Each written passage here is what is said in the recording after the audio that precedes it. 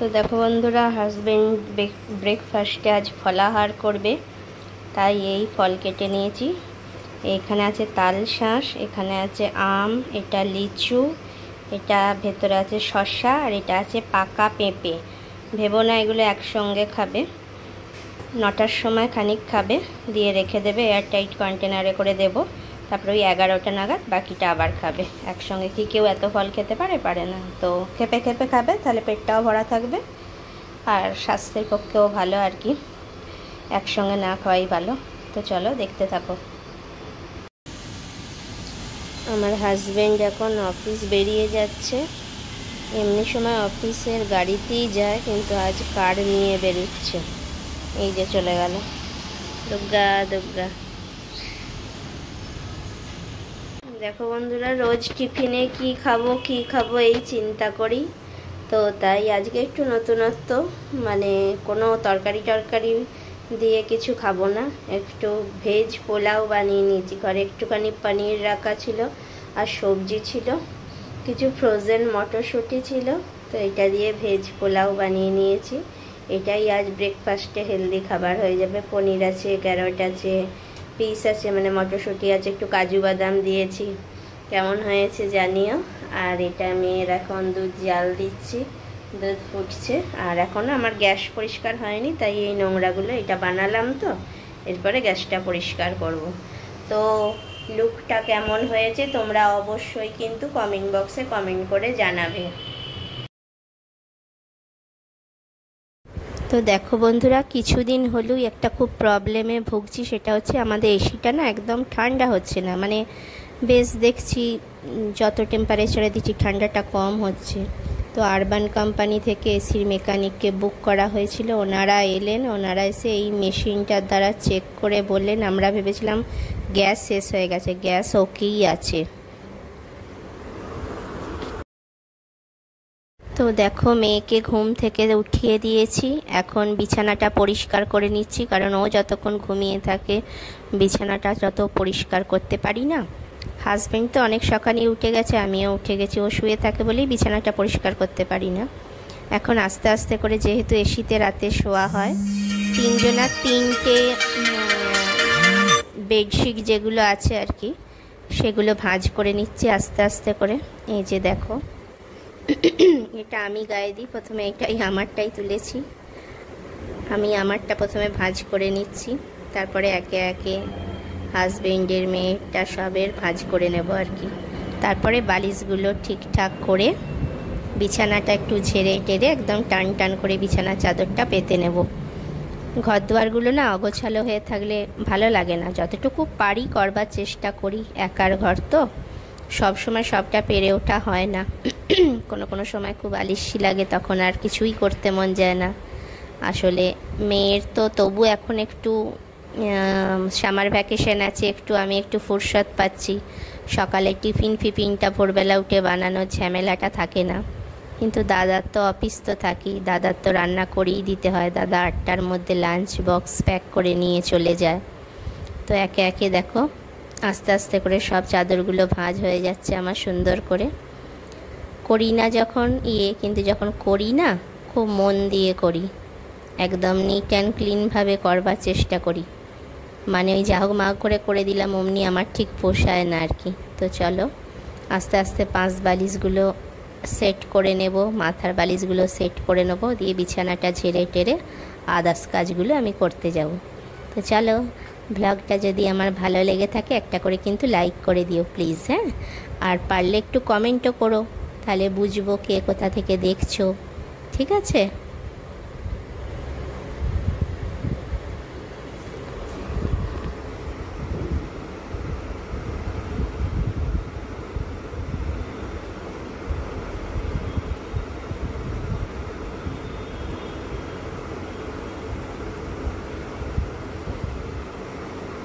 এসির রিমোটটা, আমার I drop, তারপর ইয়ারবাডস, রাত্রিবেলা একটু শুয়ে তো মোবাইল ঘাঁটাঘাঁটি করি, সেগুলো সব ঠিকঠাক করে রেখে দিলাম। কোনো সময় এসির রিমোট পাওয়া যায় না, হয় এখানে, একবার মেয়ে এখানে রাখছে, একবার আমি এখানে রাখছি, একবার হাজব্যান্ড এখানে রাখছে। ঠিক জায়গায় রাখলেও এখানে রাখে, ও ওখানে রাখে, তো ঠিক টাইমে পাওয়া যায় না। তো আস্তে আস্তে ঘরের কাজগুলো দেখো করে নিচ্ছি। এটা মেয়ে নেয় একদম কোণে একদম পাঠিয়ে দিয়েছিল, একদম মুড়ে মারে একাকার করে। তো মেয়েরটা সুন্দর করে ভাঁজ করে নিচ্ছি।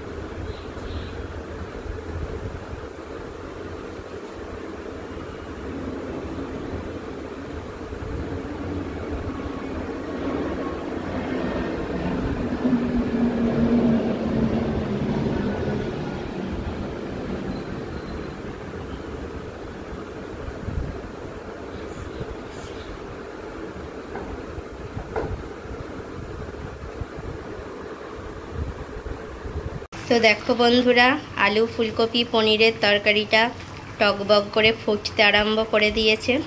আর একটু ভালো করে ফুটতে আরম্ভ করলেই আমি কমিয়ে চাপা দিয়ে দেবো। বেশ একটি মাখো মাখো গ্রেভি মতো হবে, সেই সময় নামিয়ে নেব। আর আমি এতে কিন্তু একটু গরম জল অ্যাড করেছি।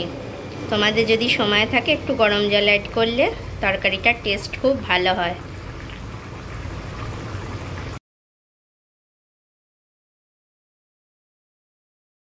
কিছুদিন ধরে ওয়াটার ফিল্টারটা থেকে দেখছি টুপ টুপ করে জলও পড়ছে, মানে একটার পর একটা লেগেই আছে। সেদিন তো একটু আগে দেখালাম এসিটার সার্ভিসিং করতে এসেছিল, দেখে গেল আরবান কোম্পানি থেকে। আর ইনিও এসেছেন, এনাকেও বুক করা হয়েছিল, এটা অ্যাকোয়াগার্ডের তরফ থেকে এসেছে। সার্ভিসিংও ছিল আমাদের। তো এসে আমি এই যে এখন ওনাকে বলছি দেখুন আর যেন কোনো সমস্যা না হয়। আসলে কি হয়েছে বলো তো, এখানকার জলে এত আয়রন না, আয়রনে এই মানে ক্যান্ডেলগুলো খারাপ হয়ে যাচ্ছে। এই যে এই ক্যান্ডেলগুলো উনি পরিষ্কার করে দিচ্ছেন। আর একটা কি ভাল্ব খারাপ হয়ে গেছে, সেই ভাল্বটা নতুন ভাল্ব উনি লাগিয়ে দিলেন, ইউরেকা ফোবসের তরফ থেকে এসেছিলেন। তো এখন আমাদের ফিল্টার ওকে আছে। তো দেখো বন্ধুরা, এখন হাঁটতে এসেছি ছাদে বিকেলবেলা। খুব সুন্দর হাওয়া দিচ্ছে। আমার চুলগুলো দেখতেই পাচ্ছ উড়ছে সব, বুঝতে পারছো। আর এই চশমাটা না নতুন করিয়েছি, কেমন হয়েছে জানিও। পিছনে দেখো মেঘটা কি দারুণ লাগছে, ঘুরে দেখাচ্ছি দেখো।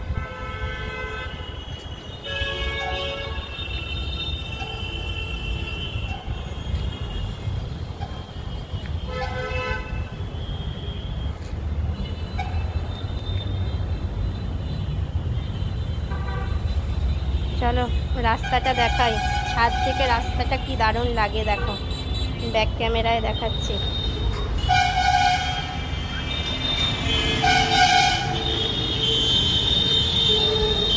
দেখো আমাদের এত রাস্তার ধারে বাড়ি, একদম দিন রাত গাড়ি ঘোড়া যায়। আমার খুব ভালো লাগে, আমার রাস্তার ধারে বাড়ি ভালো লাগে। আমাদের ব্লকটা মাঝের দিকে, অত রাস্তা ধুলোগুলো আসে না, এই ব্লকে আসে রাস্তার ধুলোগুলো।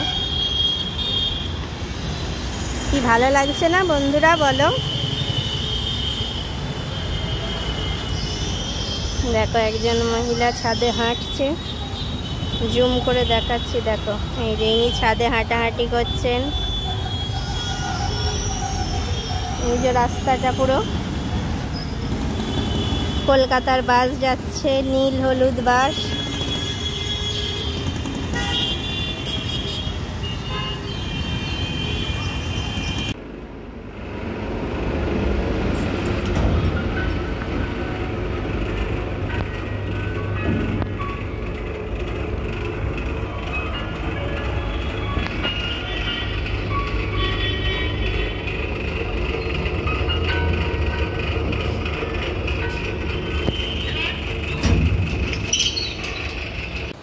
তো দেখুন বন্ধুরা, আজকে হাজবেন্ড বলল একটু খিদে খিদে পাচ্ছে, কিছু বানিয়ে রাখো, অফিস থেকে আসবে, তাই একটু চাউমিন বানিয়ে রাখছি। কাঁচা লঙ্কা দিলাম কুচিয়ে, এরপর রসুন কুচি দিলাম, ফ্লেভারের জন্য একটু রসুন কুচি দিলাম, তারপরে দিয়ে দিচ্ছি পেঁয়াজ কুচি।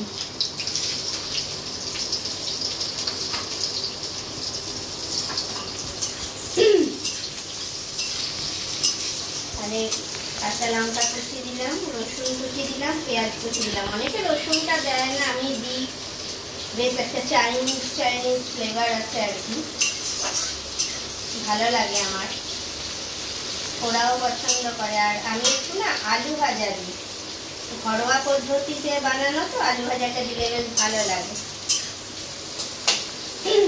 আর এখানে কেটে রেখেছি ক্যাপসিকাম আর গাজর, এখানে একটু ক্যাপসিকাম দেবো আর একটু গাজর দেবো, আর কিছু দেবো না। তাহলে কাঁচা লঙ্কা কুচি, রসুন কুচি, পেঁয়াজ কুচি, ক্যাপসিকাম কুচি, গাজর কুচি আর আলু ভাজা। ও হ্যাঁ সরি, আর একটু ছোলা দেবো। ঘরোয়া পদ্ধতিতে আমার ছোলা একটু দিয়ে, ভেজানো ছোলা আমার দারুণ লাগে। আর খাবার সময় একটু ওপর থেকে শসা কুচি, পেঁয়াজ কুচি আর একটু টমেটো সস দিয়ে তারপরে খাবো।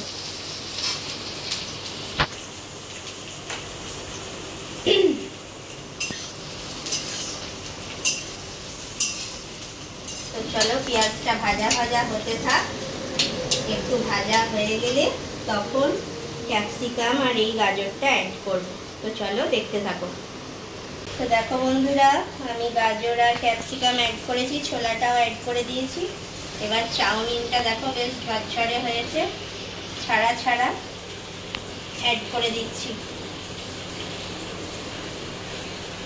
আচ্ছা, চাউমিনটা সেদ্ধ করার সময় একটু লেবুর রস আর একটু সর্ষের তেল, যে কোনো তেল আর কি, একটু দিলে না গায়ে গায়ে লেগেটা যায় না। সবাই জানো, তাও একবার, কিছু কিছু ব্যাপার তো অনেকেরও অজানা থাকে, তাও একবার তোমাদেরকে বলে দিলাম। কেউ যদি না জেনে থাকো তাহলে এই ব্যাপারটাকে ট্রাই করতে পারো।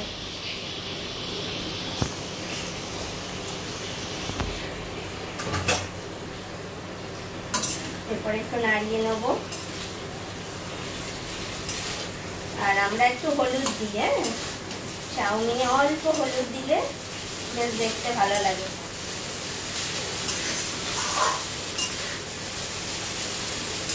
আর অনেক কিছু দিয়েছি বলে কালারটাও বেশ ভালো এসেছে, সবুজ অরেঞ্জ, চাউমিনের নুডলসটা সাদা, সব নুডলস একদম একাকার, বেশ কালারফুল লাগছে দেখতে। চলো দেখতে থাকো।